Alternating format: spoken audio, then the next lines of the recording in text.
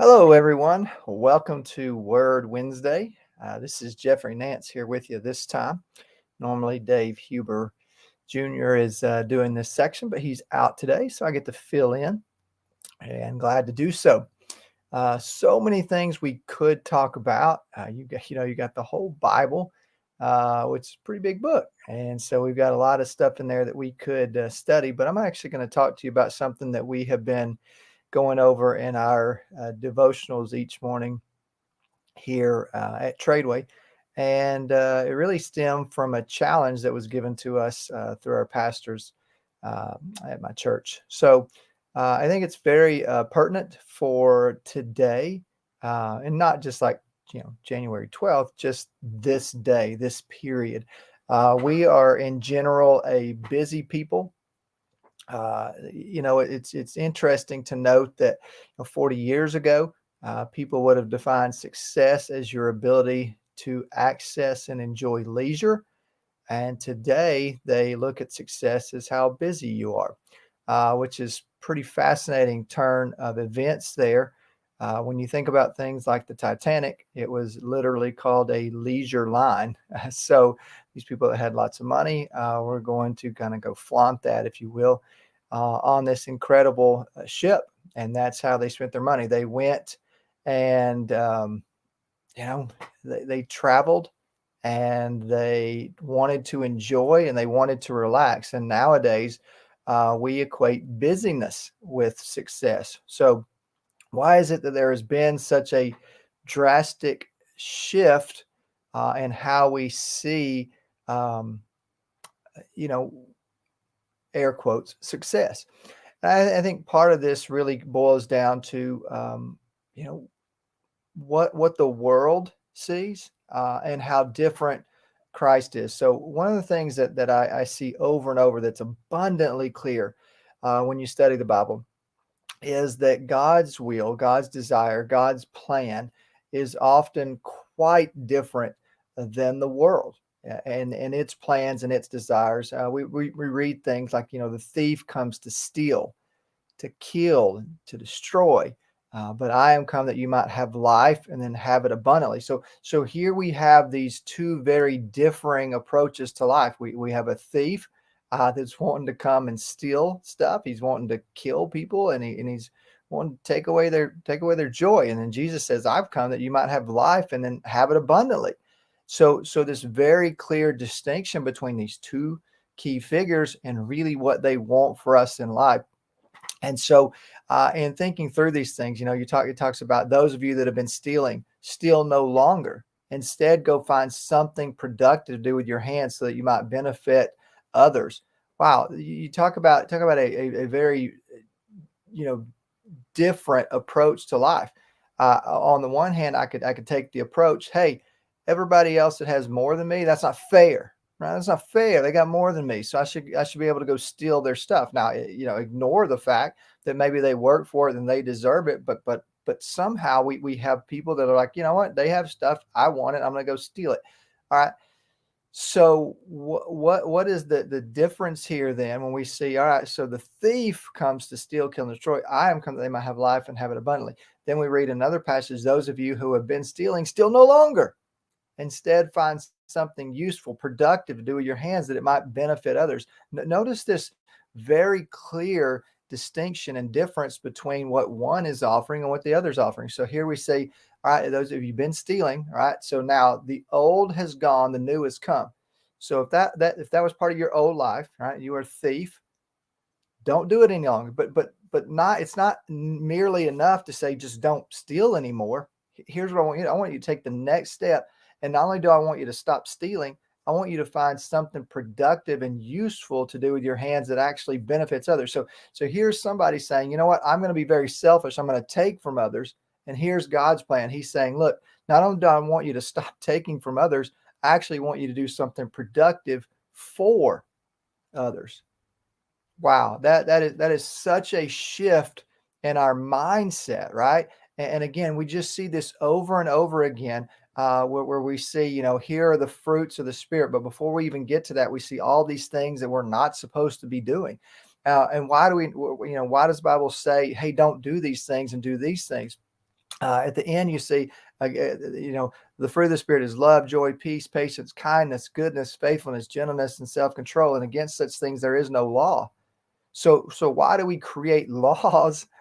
It's not to keep people from doing good things. It's often to keep them from doing bad things, hurtful things to other people, harmful things, maybe even in some cases to themselves. But here we have the fruits of the Spirit, and it says that against these things there's no law. Why? Because those don't harm people; they help people. Those are those are good things. So again, we see this just massive difference between what the world offers and what Jesus is offering us. So that brings us to the point of today. We live in a very busy society.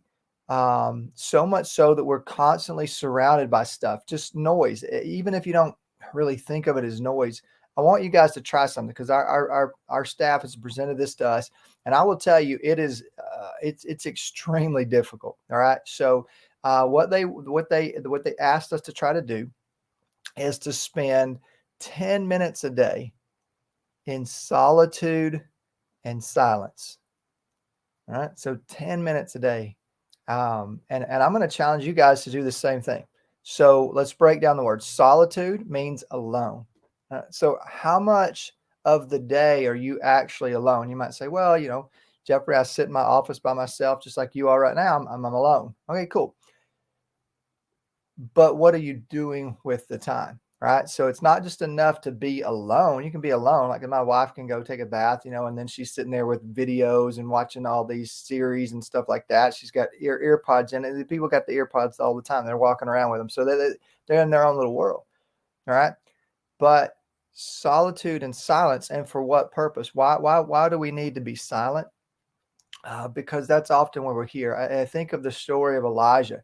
And then God tells Elijah to go up into the mountain and then just stay there and wait for me. I'm going to speak to you.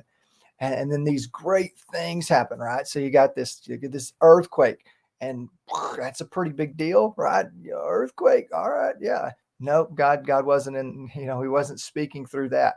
And then all of a sudden now you get this big fire, and he's like, wow, that's a big deal. No, God didn't speak through that. And so it goes through these massive things, and all of a sudden, Elijah gets kind of freaked out because in the silence, this is what it says. It says that he hears a still, small voice, and then he's kind of like, so all these massive things are happening around him. God doesn't speak to that, but then God speaks in the silence, and he speaks in a still, small voice. And one of the things that I'm really going to encourage you guys to do, and I think that you're going to find this is very difficult, is to create time for you to truly be alone and silent. Alone and silent. And some people say, well, I kind of do that in my car when I'm driving. No. You're still distracted there, right? Because you got things going on around you. You got all the road noise and stuff like that. And by the way, one of the things that you're going to find if any of you guys take this challenge is you're going to find out just how many noises are all around you. We've got a guy on our team here, and he's like, he lives out in the country. He goes, when I go outside just to sit in silence, I start to hear everything around me. It's like birds, it's animals. We're just surrounded by stuff. Like we're surrounded by noise. So it might be difficult for some of you to even find a spot where you're like, Geoffrey, I tried to be silent. And what you're going to find is that this stuff is going on all around you. They're just noise. Background noise, big noise, sirens. It's just all kinds of stuff, just noise. And we're surrounded by it, we're inundated with it. But one of the things that I find really cool is that we as believers, all right, we're supposed to imitate Christ. And one of the things that Christ did is that he often went away from the crowds to be alone. He often went away from the crowds to be alone. And here we are, we're talking about Jesus Christ, the creator of heaven and earth, all right, King of kings, Lord of lords. And he's like, you know what, guys, I need time. I need time alone. I need time to rest. And so he went away to a quiet place. Mark 1:35, if you guys want to check out this passage, Mark 1:35, 35 through 39. So Mark 1:35 through 39, it says this, very early in the morning, while it was still dark, Jesus went away to a solitary place where he prayed. That's Mark 1:35. Now, prior to that, what's very interesting about that is that Jesus had just entered into a town and he had healed all kinds of people of all kinds of diseases. He'd been driving out demons. And what I find fascinating about this is after he does all of that, you would think the next day, like if you're me, you're like, man, I'm exhausted. I want to sleep in. Not only does he not sleep in, but you might say, well, Geoffrey, if that was me, right? And I said, all right, how can I have the biggest impact? I got all these people out here. You know what I need to do? I need to go back into town and make a name for myself because there's more people that can be healed. There's more demons that can be driven out. I need to go back into town. Let's get started. Let's do this stuff. Let's be busy. Is that what Jesus did? No, he very early in the morning. And I am not a morning kind of guy, not right. But some of you guys, I know you're sitting out there going, Geoffrey, I don't have time. I don't have time to be silent. I don't have time to be quiet. Well, you know, if you're like me, you know, we have 4 kids and we've got stuff going on all over the place all the time, but you make time, right? We all have the same 24 hours in a day. How we spend it is up to us. So we all have time. It's about making time. So for Jesus, he said, I got to make time. I got to get up early in the morning. Not an early morning type of guy, right? So that's something that's not exciting to me. But that's what Jesus did. He got up early in the morning. It says very early, in fact, in the morning, while it was still dark. Oh, I'm like, oh, the sun's not up. I don't need to be up. That's for sure.